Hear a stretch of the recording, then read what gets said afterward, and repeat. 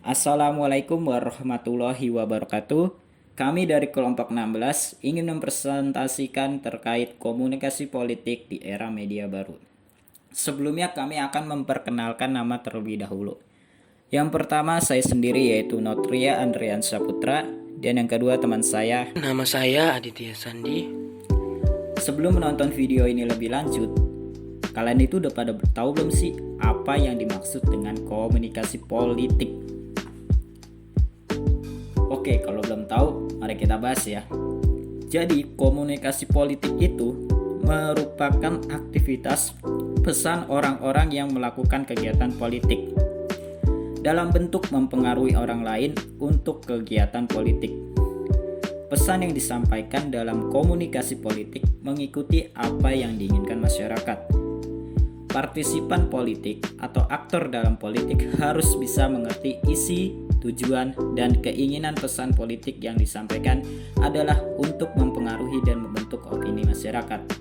Untuk mendapatkan opini yang diinginkan masyarakat, maka para aktor politik harus berinteraksi kepada publik melalui tatap muka atau media baru. Komunikasi secara tatap muka itu dengan cara mengunjungi ke beberapa wilayah yang diinginkan, seperti contohnya belusukan, atau bisa mengadakan seminar, atau memasang iklan di spanduk pinggir jalan. Akan tetapi, dengan cara seperti itu diperlukan biaya yang cukup besar atau mahal, dan juga harus memiliki waktu yang sangat efektif. Seiring berjalannya waktu, saat ini komunikasi tidak hanya dilakukan melalui tatap muka saja, tapi bisa juga melalui media baru. Media baru yang dimaksud itu apa sih? Ya, jadi media baru itu merupakan sarana komunikasi massa yang menggunakan teknologi digital seperti internet. Dengan adanya teknologi seperti ini memudahkan seseorang dalam berkomunikasi secara jarak jauh. Teknologi digital dalam komunikasi yang paling banyak digunakan oleh para aktor politik yaitu media sosial. Apa sih itu media sosial? Nah, buat para anak milenial pasti udah gak asing dengan sebutan media sosial. Tapi sebelum itu saya jelasin dulu nih apa dari pengertian media sosial itu sendiri. Jadi, media sosial merupakan sebuah media untuk bersosialisasi satu sama lain dan dilakukan secara online yang memungkinkan manusia untuk saling berinteraksi tanpa dibatasi ruang dan waktu. Menurut Puntoadi tahun 2011, terdapat beberapa jenis media sosial diantaranya sebagai berikut. Yang pertama itu ada yang namanya bookmaking. Kegunaan dari bookmaking sendiri adalah untuk berbagi link dan tag yang diminati. Yang kedua ada wiki. Wiki merupakan situs yang paling dicari ketika membutuhkan informasi. Salah satu situs yang paling terkenal adalah Wikipedia. Pasti yang sering nyari tugas nih, pasti selalu ngeklik situs Wikipedia kan. Nah, yang ketiga nih ada Flickr. Merupakan situs yang dimiliki oleh Yahoo yang mengkhususkan sebagai image sharing dengan kontributor yang ahli pada setiap bidang fotografi di seluruh dunia. Yang keempat ada Creating Opinion. Media sosial berikut memberikan sarana yang dapat untuk berbagi opini dengan orang lain di seluruh dunia. Melalui media sosial tersebut, semua orang dapat menulis jurnal sekaligus sebagai komentatornya.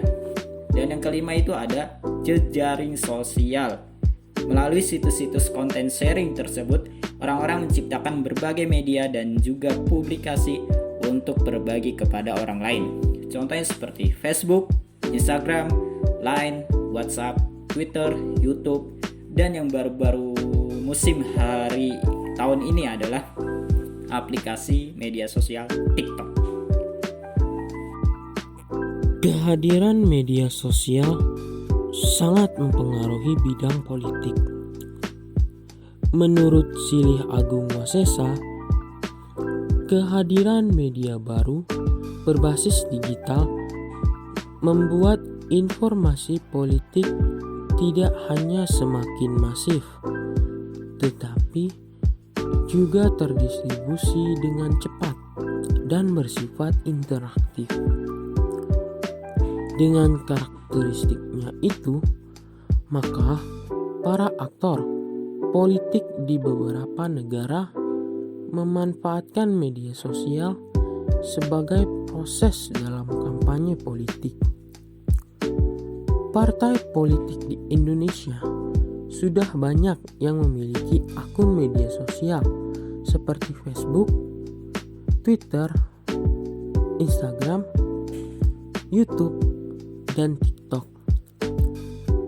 Dengan adanya media baru ini membuat partai politik atau politisi dapat berinteraksi secara langsung dengan biaya yang murah dan efisien.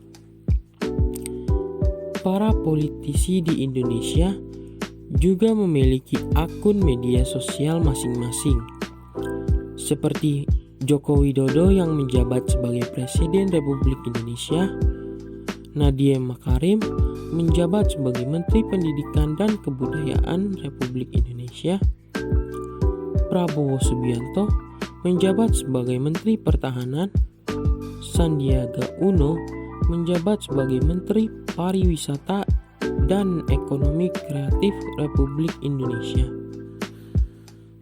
Dan masih banyak lagi politisi-politisi lainnya yang memiliki akun media sosial pribadi. Selain untuk berkampanye, para politisi juga menggunakan media sosial untuk memperlihatkan program kerja yang dilakukan selama menjadi pejabat negara.